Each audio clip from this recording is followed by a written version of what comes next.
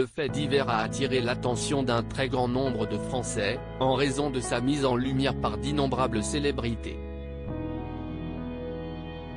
Le 24 août dernier, Karine Gélin, casteuse dans le milieu de cinéma, s'empare de son compte Instagram pour faire une triste révélation: sa fille de 18 ans, Jade, a disparu. Un appel à l'aide puisqu'elle reste sans nouvelles.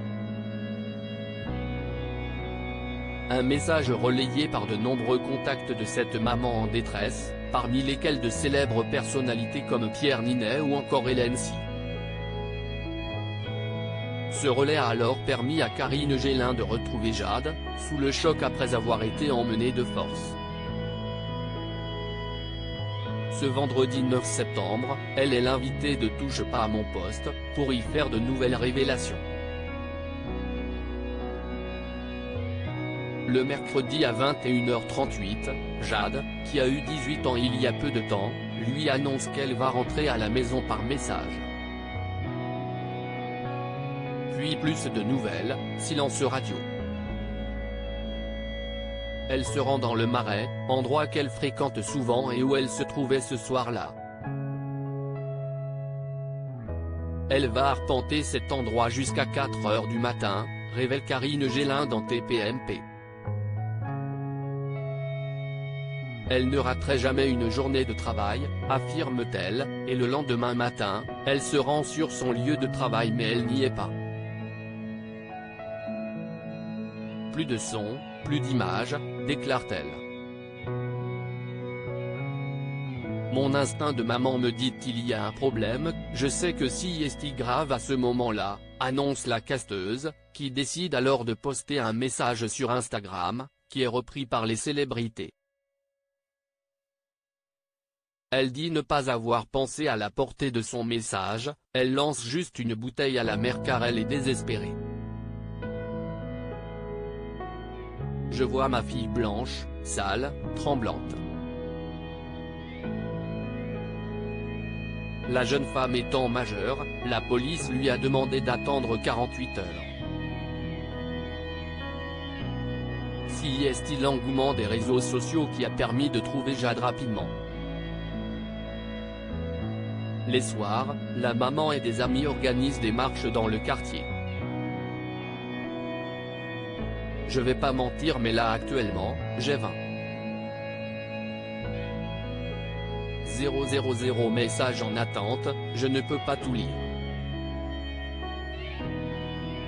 Je vois un message qui me dit j'ai vu votre fille, et me dit désolé de vous faire ça par message mais je le sais de source sûre votre fille est morte. Je suis chez moi le jeudi soir avec une amie, je tombe dans les pommes. Faut quand même parler de la violence des réseaux sociaux et des tarés qui s'y trouvent, explique-t-elle. La police, le 36 quai des Orfèvres, l'appelle avant le délai grâce à la mobilisation. Je la retrouve à Strasbourg-Saint-Denis, sans l'aide de la police. Je vois ma fille blanche, déshydratée, sale, tremblante, pleurante, et ma fille je la mets en sécurité, je l'attrape tout de suite dans cet hôtel je la donne à un ami qui la met en sécurité dans la voiture. Et ma fille la seule chose qu'elle me dit si est maman merci tu es arrivée à temps, elle était pas dans son état normal, elle a été emmenée, raconte Karine Gélin. Lorsque Benjamin Castaldi lui demande s'il a été drogué et emmené dans cet endroit à des fins qu'il imagine atroces, elle répond, bien sûr. Si j'avais pas fait cet appel à témoins j'aurais pas ma fille auprès de moi aujourd'hui, assure-t-elle. Il y a une enquête qui est en cours, je ne peux pas en parler, conclut-elle. Elle évoque des bleus sur le corps de sa fille et que les personnes liées à cette affaire sont encore dehors.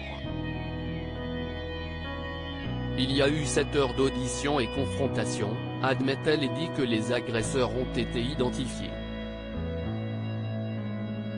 Harcèlement et menaces de mort. La joie avait été de courte durée pour Karine Gélin, qui s'est vu accusé de mentir et d'avoir voulu créer un buzz en lançant un appel à l'aide qui a été relayé par cette multitude de stars. Notamment en raison de la disparition de Jade également en 2020, un moment révélé par d'anciens posts Facebook de la casteuse, et dont Capucine Nana s'est fait l'écho. La maman de Jade a ainsi été pointée du doigt, la forçant à se défendre. Elle a notamment confirmé que oui, sa fille avait bel et bien fugué il y a 2 ans. Au sujet de la disparition de Jade ce mois d'août 2022, elle a précisé qu'une enquête est en cours sur les circonstances de sa disparition. Elle a également déploré le déferlement de haine incompréhensible, messages désagréables, le harcèlement et pire les menaces de mort dont elle fait l'objet. Elle a de nouveau évoqué ces problèmes majeurs dans l'émission.